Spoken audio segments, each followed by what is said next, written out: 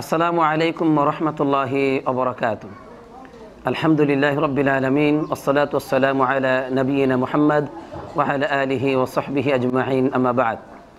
সকল প্রশংসা গুণগান একমাত্র আল্লাহ তাআলার জন্য, যিনি আমাদেরকে সৃষ্টি করেছেন একমাত্র তারই গোলামি করার জন্য এবং তার সাথে শিরিক করা থেকে আমাদেরকে তিনি সতর্ক করেছেন। আর তিনি আমাদেরকে দিয়েছেন অসংখ্য অগণিত নিয়ামত। সেই মহান আল্লাহ রাব্বুল আলামিনের শুকর আদায় করে সকলেই বলছি আলহামদুলিল্লাহ। অতঃপর সালাত এবং সালাম করি আমাদের সেই রাসূলের উপর, যিনি আমাদেরকে আল্লাহ তাআলার এককভাবে গোলামির দিকে ডেকেছেন এবং আল্লাহর সাথে শিরিক করা থেকে সতর্ক করেছেন।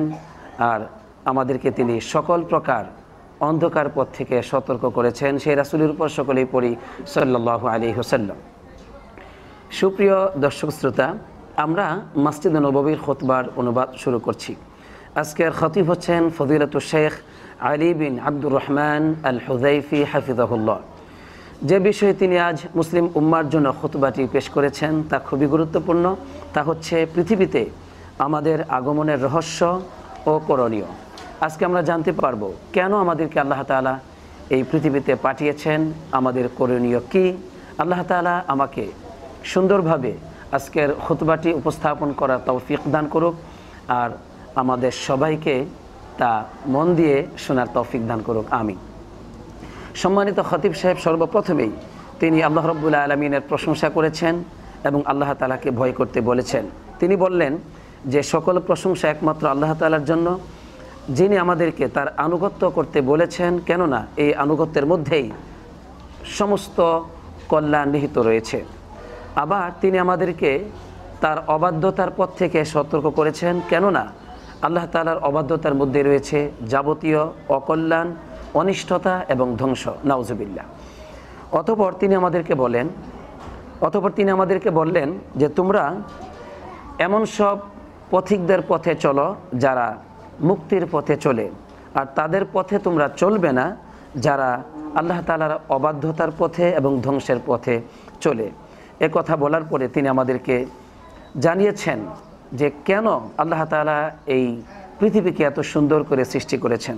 তিনি বললেন, আল্লাহ সুবহানাহু ওয়া তাআলা এই বিশ্ব জগৎকে অত্যন্ত সুন্দর করে সৃষ্টি করেছেন এবং তিনি মানব জাতির জন্য যা কিছু প্রয়োজন সকল প্রয়োজনকে তিনি মিটিয়ে দিয়েছেন, যাবতীয় প্রয়োজনকে দান করেছেন, যাতে করে তাদের জীবন চলতে গিয়ে কোনো কষ্ট না হয়। এই জন্য তিনি এত সব কিছু দান করেছেন। আর তিনি বললেন যে আমি যত তোমাদেরকে নিয়ামত দিয়েছি এগুলো যদি গণনা করতে থাকো তাহলে গুনে গুনে শেষ করতে পারবে না। আল্লাহ তাআলা সূরাত ইব্রাহিমের 34 নম্বর আয়াতের মধ্যে বলছেন, ওয়া ইন তাউদ্দু নি'মাতাল্লাহি লা তুহসুহা, তোমরা যদি আল্লাহ তাআলার নিয়ামতগুলোকে গণনা করতে থাকো গুনে গুনে শেষ করতে পারবে না। এরপর তিনি বললেন যে এই যে আল্লাহ সুবহানাহু ওয়া তাআলা মানব জাতিকে সৃষ্টি করেছেন এবং মানব জাতির সকল প্রয়োজনকে সৃষ্টি করেছেন, যাবতীয় চাহিদাকে মিটিয়ে দিয়েছেন, এগুলো কিন্তু অনর্থক, অহেতুক, নিরর্থক তিনি সৃষ্টি করেননি, খেলতামাশার জন্য সৃষ্টি করেননি। এই মর্মে আল্লাহ তাআলা সূরাতুল আম্বিয়ার 16 নম্বর আয়াতের মধ্যে ইরশাদ করছেন, ওমা খলাকনাস সামাআ ওয়াল আরদা ওমা বাইনাহুমা লাঈবিন, আকাশ এবং জমিনকে আমি সৃষ্টি করি নাই, এমনকি এর উভয়ের ভিতরে যা কিছু আছে এগুলো আমি সৃষ্টি করি নাই কোনো খেলতামাশা, ক্রীড়া কৌতুকের জন্য নয়। তাহলে এ সকল কিছু কেন সৃষ্টি করেছেন? তিনি অন্য আয়াতের মধ্যে আল্লাহ তাআলা বলছেন, এই কয়েকটি আয়াতে কারিমার মাধ্যমে আমরা জানতে পারলাম আল্লাহ তাআলা আমাদেরকে অনর্থক সৃষ্টি করেননি, পৃথিবীর কোনো কিছুকে অনর্থক সৃষ্টি করেননি। তাহলে কেন আমাদেরকে সৃষ্টি করেছেন? এবার সম্মানিত খতিব সাহেব বলছেন, বাল খালাকা হাযাল কাউন, বরং আল্লাহ রাব্বুল আলামিন এই বিশ্ব জগৎকে সৃষ্টি করেছেন এই জন্য যে ওহুয়াত তাওহীদ ও তাআত, তিনি একাত্মবাদের জন্য সৃষ্টি করেছেন, যাতে করে মানব জাতি আল্লাহ তাআলার তাওহীদকে ঘোষণা করে এবং তাআত, তারা যেন আল্লাহ তাআলার আনুগত্য করে, আল্লাহর গোলামি করে, এজন্য তাদেরকে সৃষ্টি করেছেন। সেই সাথে তারা যেন আল্লাহর সাথে অংশীদার স্থাপন করা থেকে বিরত থাকে। এই মর্মে আল্লাহ রাব্বুল আলামিন সূরাতুল বাকারার 21 নম্বর আয়াতের মধ্যে বলছেন, ইয়া আইয়ুহান নাসু উবুদু রাব্বাকুমুল্লাযী খালাকাকুম ওয়াল্লাযীনা মিন ক্বাবলিকুম লাআল্লাকুম তাত্তাকুন, হে মানব জাতি, তোমরা তোমাদের ওই রবের গোলামি করো যেই রব তোমাদেরকে সৃষ্টি করেছেন। শুধু তোমাদেরকেই নয়, তোমাদের পূর্বপুরুষ যারা ছিল তাদেরকেও তিনি সৃষ্টি করেছেন। কেন সৃষ্টি করেছেন? লাআল্লাকুম তাত্তাকুন, যাতে করে তোমরা মুত্তাকিন বান্দা হতে পারো, আল্লাহ তাআলার আদেশ এবং নিষেধকে মেনে চলতে পারো। আল্লাহ রাব্বুল আলামিন আরও বলেন যে ফালা তাজআলু লিল্লাহি আনদাদা ওয়া আনতুম তা'লামুন, তোমরা জেনে বুঝে সেই মহান রবের সাথে অংশীদার স্থাপন করবে না, তার সমকক্ষ স্থাপন করবে না। আমরা এতক্ষণ পর্যন্ত জানলাম যে আল্লাহ তাআলা আমাদেরকে তার একাত্মবাদের জন্য, তাওহীদের জন্য, তার এককভাবে আমরা গোলামি করব এবং তার সাথে আমরা কোনো কিছুকে অংশীদার স্থাপন করব না, সেজন্যই তিনি আমাদেরকে সৃষ্টি করেছেন। আল্লাহ তাআলা অর্থাৎ আমার কোনো ভাইয়ের সাথে আমি হাসি মুখে সাক্ষাৎ করব, এটা হচ্ছে একটি ভালো আমল, একটি সৎ আমল। যে আমলটিকে নবী করিম সাল্লাল্লাহু আলাইহি ওয়াসাল্লাম বললেন যে তুমি এই আমলটিকেও তুমি তুচ্ছ জ্ঞান করবে না, এটাকে অতি সামান্য মনে করবে না, কেননা এই আমলটুকু দ্বারাও আমি নাজাত পেতে পারি। দ্বিতীয় হাদিস, আল্লাহ নবী সাল্লাল্লাহু আলাইহি ওয়াসাল্লাম বলছেন, একজন ব্যক্তি রাস্তা দিয়ে পথ চলতেছিল আর দেখতে পেল পথিমধ্যে যে কাঁটাযুক্ত একটি ডাল পড়ে আছে। তখন ওই ডালটি সে সরিয়ে দিবে, কারণ মানুষের কষ্ট হতে পারে, এজন্য ওই ডালটি সে সরিয়ে দিল। আর এই কারণে আল্লাহ সুবহানাহু ওয়া তাআলা তার অতীতের সব গুনাহগুলিকে ক্ষমা করে দিয়েছেন, তার এই আমলটিকে তিনি পছন্দ করেছেন। সুবহানাল্লাহ। তাহলে দেখুন, মানুষের কষ্ট হবে, একটি কাঁটাযুক্ত ডাল রাস্তা থেকে সরিয়ে দিয়ে সে আল্লাহর কাছ থেকে ক্ষমা পেয়েছে। তাহলে কোনো সামান্য আমলকেও তুচ্ছ জ্ঞান করা উচিত নয়। অনুরূপভাবে আরেকটি হাদিসের মধ্যে এসেছে, 3 নম্বর হাদিস, যে একজন জিনাকারিণী নারী, একজন ব্যভিচারিণী নারী, সে দেখতে পেল একটি কুকুর কূপের চতুর্পাশে ঘুরছে। প্রচণ্ড তৃষ্ণায় সে তৃষ্ণার্ত, এমনকি সে প্রচণ্ড তৃষ্ণার কারণে হাঁপাচ্ছিল। এরপর ওই নারীটি সে তার চামড়ার মোজা খুলে কূপে প্রবেশ করিয়ে কূপ থেকে পানি নিয়ে এই কুকুরকে পানি পান করায়। এই যে আমলটুকু, এই আমলটুকু আল্লাহ তাআলা পছন্দ করেছেন, অতঃপর তার অতীতের সব গুনাহগুলোকে ক্ষমা করে দিয়েছেন। সুবহানাল্লাহ। অতএব এই 3টি হাদিসের মধ্যে আমরা জানতে পারলাম যে আমাদের জীবনে অতি সামান্য কোনো আমলকেও তুচ্ছ জ্ঞান করা উচিত নয়। কেননা আমি আপনি জানি না যে আমাদের কোন আমলে আল্লাহ তাআলা সন্তুষ্ট হবেন, কোন আমল দ্বারা আমরা ক্ষমা পাব এবং জান্নাতের মতো এক অনন্তকালের সুখ ও শান্তির ও নিরাপত্তার জায়গা পাব। হে আল্লাহ, আমাদেরকে জীবনের সকল ক্ষেত্রেই ভালো আমল করার তৌফিক দান করো, আমিন। আর আমাদের রব এমন একজন রব যিনি আমাদের এই সামান্য আমলগুলোকে শুধু সামান্য আমল হিসেবে গ্রহণ করবেন না, বরং তিনি বলছেন যে ইন্নাল্লাহা লা ইয়াযলিমু মিসকালা যাররা, আল্লাহ তাআলা তার বান্দাদের উপর কোন অবস্থাতে একটি সরিষার দানা পরিমাণ জুলুম করবেন না, এরকম করবেন না। বরং ওয়া ইন তাকু হাসানাতান, যদি কোনো সৎ আমল হয়, একটি সৎ আমল, ইউদাইফহা, তিনি সেটাকে বহু গুণে বৃদ্ধি করবেন, ওয়া ইউতি মিন লাদুনহু আজরান আযীমা, আর সেটাকে তিনি বহু গুণে বৃদ্ধি করে ওই বান্দাকে মহা পুরস্কার দান করবেন। সুবহানাল্লাহ। এমন একজন রব আমাদের, যিনি অল্প আমলেই সন্তুষ্ট হন এবং বান্দাকে সীমাহীন পুরস্কার দান করে থাকেন। সুপ্রিয় দর্শক শ্রোতা, এরপর সম্মানিত খতিব সাহেব আমাদেরকে সমস্ত পাপ থেকে বিরত থাকতে বলছেন। তবে সবচাইতে বড় পাপ হচ্ছে ওয়া আযমুস সাইয়্যাত আশ-শিরকু বিল্লাহ, আল্লাহর সাথে শিরিক করা। এই পাপ হচ্ছে সবচাইতে বড় পাপ। তিনি শিরিক কাকে বলে এর একটা ব্যাখ্যা দিয়েছেন, যে ব্যাখ্যাটি জানা আমাদের প্রতিটি মুসলমান নরনারীর অত্যন্ত জরুরি। তিনি বলছেন, আমি তার ভাষায় বলছি, যে শিরিক হচ্ছে বিআইয়াত্তাখিযাল আবদু মাখলুকান ইয়াদউহু ওয়া ইয়ারজুহু ওয়া ইয়াতাওয়াক্কালু আলাইহি, একজন বান্দা সে কোনো মানুষকে, কোনো মাখলুককে সে গ্রহণ করে এমনভাবে সে তার কাছে প্রার্থনা করে, তার কাছে আশা করে, তার উপর ভরসা করে, ওয়াস্তাঈনু বিহি ওয়াস্তাগীথু বিহি, যে কোনো অবস্থায় তার কাছে সাহায্য চায়, বিপদে মুসিবতেও তাকে ডাকে, তার কাছে সাহায্য প্রার্থনা করে।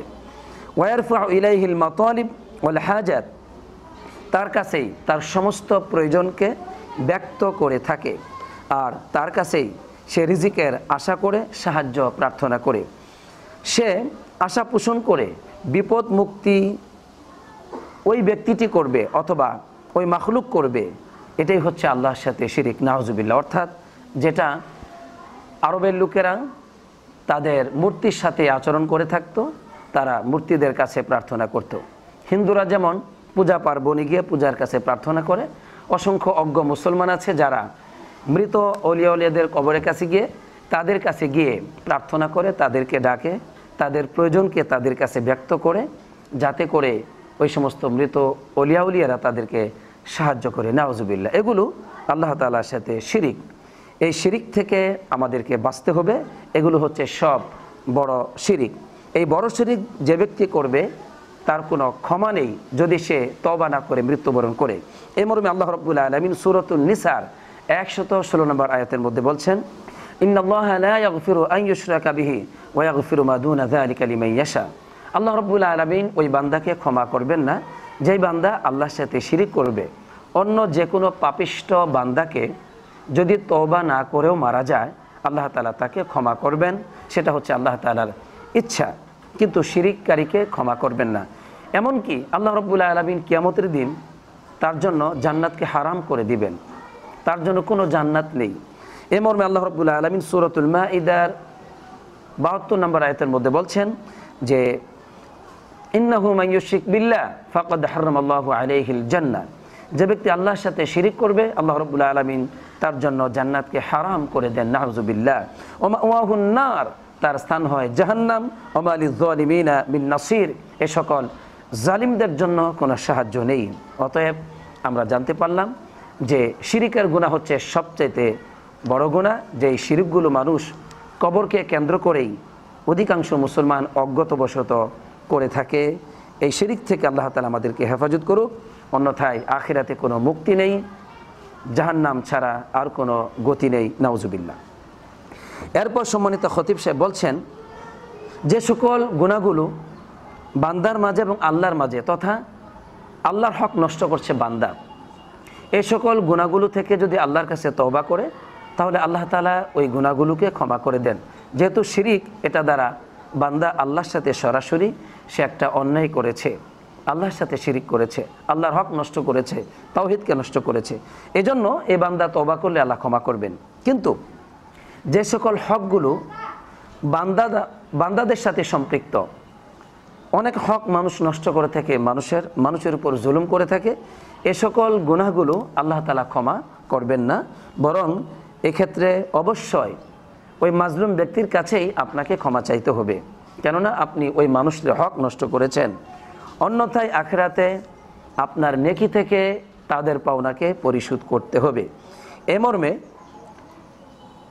সহিহ মুসলিমে একটি হাদিস এসেছে, আল্লাহ নবী সাল্লাল্লাহু আলাইহি ওয়াসাল্লাম বলেছেন, কোনো ব্যক্তি যদি কোনো তার ভাইয়ের উপর জুলুম করে থাকে, তার সম্মান মর্যাদার উপর আঘাত করে থাকে, এভাবে যা কিছু তার হক নষ্ট করে থাকে, ফালইয়াতাহাল্লাল মিনহুল ইয়াউম, আজকে সে যেন তার কাছ থেকে সমাধান করে নেয়। ওই দিনটি আসার আগে, যেই দিন কোনো দিনার এবং দেরহাম থাকবে না। এমনকি যদি তার কোনো সৎ আমল থাকে, সেই সৎ আমল থেকেই যতটুকু পরিমাণ সে তার ভাইয়ের উপর জুলুম করেছে, ঠিক ততটুকু পরিমাণ হক আদায় করা হবে। যদি তার কোনো সওয়াব থাকে, ওই সওয়াব থেকে, এমনকি যদি তার সমস্ত সওয়াব যদি শেষ হয়ে যায় বা না থাকে, তাহলে ওই মাজলুম ব্যক্তির গুনাহ ওই জালিম ব্যক্তির উপর চাপিয়ে দেওয়া হবে, নাউজুবিল্লাহ। এভাবে অন্য হাদিসের মধ্যে এসেছে, সুম্মা তুরিহা ফিন্নার, অতঃপর ওই ব্যক্তিটি জাহান্নামে যাবে, নাউজুবিল্লাহ। সুতরাং কোনো মানুষের উপর জুলুম করা যাবে না, কেননা যদি জুলুম করা হয় তাহলে অবশ্যই আপনি অনেক বড় পাপ করলেন, আর সেই জুলুমের ক্ষমা আল্লাহর কাছে চাওয়াটি যথেষ্ট নয়, বরং ওই মাজলুম ব্যক্তির কাছেই আপনাকে ক্ষমা চাইতে হবে, তার হক আদায় করে দিতে হবে। আল্লাহ নবী সাল্লাল্লাহু আলাইহি ওয়াসাল্লাম এই বিষয়টিকে আরও স্পষ্ট করার জন্য একটি হাদিস উল্লেখ করেছেন, যা বুখারী মুসলিমে এসেছে, যা সহিহ মুসলিমে এসেছে। আল্লাহ নবী সাল্লাল্লাহু আলাইহি ওয়াসাল্লাম বলছেন, লা তুআদ্দুন্নাল হুকুক ইলা আহলিহা ইয়াউমাল কিয়ামা, কিয়ামতের দিন সমস্ত হক আদায় করা হবে হকদারের কাছে, অর্থাৎ যার যা হক আছে প্রত্যেকের হককে আল্লাহ রাব্বুল আলামিন আদায় করে দিবেন। এমনকি হাত্তা তুকাদা লিশাতিল জালহা মিনাশাতিল করনা, শিং বিশিষ্ট বকরি বা ছাগল, সে যে শিংবিহীন ছাগলের উপর আঘাত করে, এই আঘাতেরও প্রতিশোধ কিয়ামতের মাঠে গ্রহণ করা হবে। আল্লাহু আকবার। এতটুকু পরিমাণ জুলুম করে কোনো প্রাণী বাঁচতে পারবে না, তাহলে আমরা মানুষ কিভাবে অন্যের উপর জুলুম করে অন্যের হক অধিকারকে লুণ্ঠন করে নষ্ট করে আমরা মুক্তি পেতে চাই? আদৌ নয়, বরং অবশ্য এই সমস্ত মাজলুম ব্যক্তিদের কাছ থেকেই আজকে মৃত্যুর আগেই সমাধান নিতে হবে, অন্যথায় আমরা চরমভাবে ক্ষতিগ্রস্ত হয়ে যাব আখিরাতে। নাউজুবিল্লাহ, নাউজুবিল্লাহ। সুপ্রিয় দর্শক শ্রোতা, সম্মানিত খতিব সাহেব তিনি আমাদেরকে আবারও বলছেন, আইয়ুহাল মুসলিম ইয়াকা ওয়াজ-যুনুব ওয়া ইন কানাত ফি আইনিকা সগীরা। হে মুসলিম, শোনো, তুমি গুনাহ থেকে, পাপ থেকে বিরত থাকো, যদিও কোনো পাপ তোমার চোখে তা অতি সামান্য, অতি তুচ্ছ মনে হয়, তারপরেও সে পাপ থেকে তুমি বিরত থাকো, কেননা সকল পাপ অবশ্যই সেটাকে হিসাব করা হয়, প্রতিটি পাপেরই শাস্তি দেওয়া হবে। নাউজুবিল্লাহ। এই কথাটি প্রমাণ করার জন্য, আমাদেরকে অধিকারে সতর্ক করার জন্য সম্মানিত খতিব সাহেব তিনি দুটো হাদিস উল্লেখ করেছেন। আল্লাহ নবী সাল্লাল্লাহু আলাইহি ওয়াসাল্লাম বলছেন, দাখালাত ইমরাআতুন আন-নারা ফি হিররাতিন। একজন নারী একটি বিড়ালকে কষ্ট দেওয়ার জন্য সে জাহান্নামে প্রবেশ করেছে। একটি বিড়ালকে সে বেঁধে রেখেছিল, তাকে খাদ্য দেয়নি এবং তাকে ছেড়েও দেয়নি, সে মাটিতে পোকামাকড় থেকে কুড়িয়ে কুড়িয়ে খাবে সেই সুযোগও তাকে দেওয়া হয়নি। এই যে বিড়ালকে কষ্ট দিয়েছে, এই আমলটি আল্লাহ তাআলা অপছন্দ করেছেন। বিড়ালের উপরে জুলুম করার কারণে আল্লাহ তাআলা ওই নারীকে জাহান্নামে প্রবেশ করিয়েছেন। নাউজুবিল্লাহ। অথচ এই বিড়ালকে কষ্ট দেওয়া এটা আমাদের কাছে একটা সামান্য একটি তুচ্ছ ব্যাপার, আমরা এটাকে কিছুই মনে করি না। অথচ এই সামান্য একটি ব্যাপারের কারণেও, এই গুনাহ এর কারণেও তাকে জাহান্নামে প্রবেশ করতে হয়েছে। নাউজুবিল্লাহ। রাসূলুল্লাহ সাল্লাল্লাহু আলাইহি ওয়াসাল্লাম আরও বলেন, ইয়াকুম ওয়া মুহাক্কিরাতিজ যুনুব ওয়া মুহাক্কিরাতিজ যুনুব। তোমরা গুনাহগুলোকে তুচ্ছ তাচ্ছিল্য করা থেকে সতর্ক থাকো, কেননা এই গুনাহগুলো একজন ব্যক্তির উপর জমা হতে থাকে, অর্থাৎ একটি একটি করে গুনাহ জমা হতে থাকে। ওই সামান্য পাপ আস্তে আস্তে জমা হতে থাকে, অতঃপর হাত্তা ইউহলিকান্নাহু, একজন ব্যক্তিকে ধ্বংস করা হয়। নাউজুবিল্লাহ। গুনাহ যখন বেশি হয়ে যায়, পাপ যখন অনেক ভারী হয়ে যায়, তখনই একজন মানুষ ধ্বংস হয়ে যায়। অতএব আমরা গুনাহকে কখনো যেন তুচ্ছ জ্ঞান না করি, তা অতি সামান্য গুনাহ হোক, তা আমাদের চোখে সেটা তুচ্ছ একটি ব্যাপার হতে পারে, কিন্তু হতে পারে ওই সামান্য গুনার জন্যই আমি আপনি একদিন ধ্বংস হয়ে যেতে পারি, দুনিয়াতেও ধ্বংস হতে পারি, আখিরাতেও ধ্বংস হতে পারি। নাউজুবিল্লাহ। যেমনটি একজন নারী বিড়ালকে কষ্ট দিয়ে জাহান্নামী হয়েছে। সম্মানিত খতিব সাহেব এ কথাগুলো বলার পরে আমাদেরকে একটি আয়াত শুনিয়েছেন, যে আয়াতের মধ্যে আমাদেরকে আল্লাহ তাআলা তওবার দিকে ডেকেছেন, আমাদেরকে ক্ষমার ঘোষণা দিয়েছেন, যাতে করে আমরা আবার হতাশাগ্রস্ত না হয়ে যাই। কারণ আমাদের সবার জীবনে জুলুম আছে, পাপ আছে, অন্যায় আছে। আমরা হয়তো হতাশাগ্রস্ত হয়ে যেতে পারি যে আখিরাতে কোনো মুক্তি পাবো না। না, তাই সম্মানিত খতিব সাহেব তিনি সূরাতুজ জুমারের 53 নম্বর আয়াতে কারিমা আমাদের সামনে তেলাওয়াত করেছেন, যে আয়াতের মধ্যে আল্লাহ রাব্বুল আলামিন বলছেন, কুল ইয়া ইবাদিয়াল্লাযীনা আসরাফু আলা আনফুসিহিম লা তাকনাতু মির রাহমাতিল্লাহ। হে রাসূল সাল্লাল্লাহু আলাইহি সাল্লাম, আপনি আমার গোলামদেরকে বলুন, হে আমার বান্দারা, তোমরা যারা নিজেদের উপর জুলুম করেছো, অতিরঞ্জিত করেছো, আল্লাহর রহমত থেকে তোমরা হতাশাগ্রস্ত হবে না। লা তাকনাতু মির রাহমাতিল্লাহ, আল্লাহর রহমত থেকে তোমরা নিরাশ হবে না, কেননা ইন্নাল্লাহা ইয়াগফিরুয যুনুবা জামিআ, আল্লাহ তাআলা সব গুনাহগুলিকে ক্ষমা করে দিবেন। সুবহানাল্লাহ। কেননা ইন্নাহু হুয়াল গফুরুর রহিম, আল্লাহ রাব্বুল আলামিন তার পরিচয় হচ্ছে তিনি গফুর, বান্দাদের যে কোনো ধরনের গুনাহকে তিনি ক্ষমা করেন, যদি ক্ষমা চায় তিনি হচ্ছেন রহিম, অতি দয়ালু, দয়া করে বান্দাদেরকে নিয়ামত তিনি বাড়িয়ে দেন। অতএব আমাদের জীবনে যত গুনাহ হয়ে গেছে, যত পাপ হয়ে গেছে, আমরা সেটার জন্য আল্লাহর কাছে তওবা করব, ক্ষমা চাইব, তিনি আমাদেরকে ক্ষমা করে দিবেন। আর যে সমস্ত জুলুমগুলো আমরা মানুষের উপর করে ফেলেছি, অবশ্যই সেগুলো স্মরণ করব এবং ওই সকল মানুষ থেকে আমরা ক্ষমা চেয়ে নিব। এখানে সম্মানিত খতিব সাহেব প্রথম খুতবাটি শেষ করেছেন। আল্লাহ তাআলা আমাদেরকে এর উপর বুঝার ও আমল করার তৌফিক দান করুক, আমিন। দ্বিতীয় খুতবায় সম্মানিত খতিব সাহেব তিনি আমাদেরকে এমন একটি আমলের কথা বলেছেন যে আমলটি খুবই সামান্য, যে আমলটি কষ্টকর নয়, যে আমলটি করতে আপনাকে কোনো অর্থ ব্যয় করতে হবে না, যা অতি সহজ আমল, কিন্তু তার মর্যাদা হচ্ছে ব্যাপক, তার পুরস্কার হচ্ছে অনেক অনেক বড়, আলহামদুলিল্লাহ। সম্মানিত খতিব সাহেব এইভাবে কথাটি বলছেন যে এমন একটি আমল আছে যে আমল দ্বারা বান্দার গুনাহ ক্ষমা হয়, তাদের সওয়াবের পাল্লা ব্যাপকভাবে বৃদ্ধি পায়, তাদের আমলগুলো পরিশুদ্ধ হয়, সৎ আমলগুলো অর্থাৎ কবুল হয় আমল, আর আল্লাহর নৈকট্য হাসিলের ক্ষেত্রে তাদের যে অপূর্ণতা আছে সেটার পূর্ণতা ঘটে যায়, আর শয়তান দূরীভূত হয়। এমন একটি আমল আছে। সেই আমলটা কি? সেটা হচ্ছে যিকরুল্লাহি আযজা ওয়া জাল্লা আলা কুল্লি হাল, সকল অবস্থাতেই সর্বাবস্থায় আল্লাহ তাআলার জিকির করা। আল্লাহ রাব্বুল আলামিন কোরআনুল কারীমের সূরাতুল আহজাবের 41 এবং 42 নম্বর আয়াতের মধ্যে বলছেন, ইয়া আইয়ুহাল্লাযীনা আমানু যিকুরুল্লাহা যিকরান কাসীরা, হে বিশ্বাসীগণ তোমরা আল্লাহ রাব্বুল আলামিনকে খুব বেশি করে স্মরণ করো, ওয়াসাব্বিহুহু বুকরাতা ওয়া আসীলা, আর সকাল সন্ধ্যা আল্লাহ তাআলার পবিত্র মহিমা গুণগান বর্ণনা করো। এভাবে আল্লাহ তাআলা আমাদেরকে তাকে বেশি করে স্মরণ করতে বলেছেন। আর নবী করিম সাল্লাল্লাহু আলাইহি সাল্লাম তিনি চমৎকার একটি পথ দেখিয়েছেন। একজন সাহাবা নবীজির কাছে এসে বললেন, ইয়া রাসূলুল্লাহ, ইসলামের বিধিবিধান তো অনেক অনেক, ইসলামের বিধিবিধান যা আমার কাছে ভারী মনে হয়, অনেক বিধিবিধান, আপনি আমাকে একটা সংক্ষিপ্ত পথ দেখান যার মাধ্যমে আমি কল্যাণ পাবো। তখন নবী করিম সাল্লাল্লাহু আলাইহি সাল্লাম তাকে খুব সহজ একটা পথ দেখিয়ে দিলেন যে লা ইয়াজালু লিসানুক রুতবান মিন যিকরিল্লাহ, সদা সর্বদাই যেন আল্লাহর জিকিরের মাধ্যমে তোমার জিহ্বা ভিজা থাকে, অর্থাৎ তোমার জিহ্বা সবসময় লড়তে থাকবে, ভিজা থাকবে, তরল থাকবে আল্লাহর জিকিরের মাধ্যমে। এর মাধ্যমেই আমরা অসংখ্য সওয়াব হাসিল করতে পারবো, সুবহানাল্লাহ, যা মুসনাদে আহমদে এসেছে এবং ইমাম তিরমিজি হাদিসটি বর্ণনা করেছেন। এখানে দ্বিতীয় খুতবাটি সম্মানিত খতিব সাহেব শেষ করেছেন। সমস্ত গুনাহ এবং জুলুম থেকে আমরা বিরত থাকব, বিশেষ করে কোনো মানুষের উপর, কোনো প্রাণীর উপর আমরা জুলুম কখনো করব না।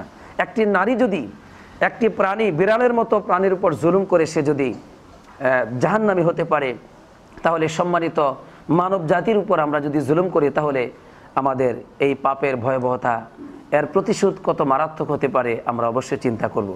সেই সাথে আমরা জানতে পেরেছি কোনো সৎ আমলকে আমরা তুচ্ছ জ্ঞান করব না।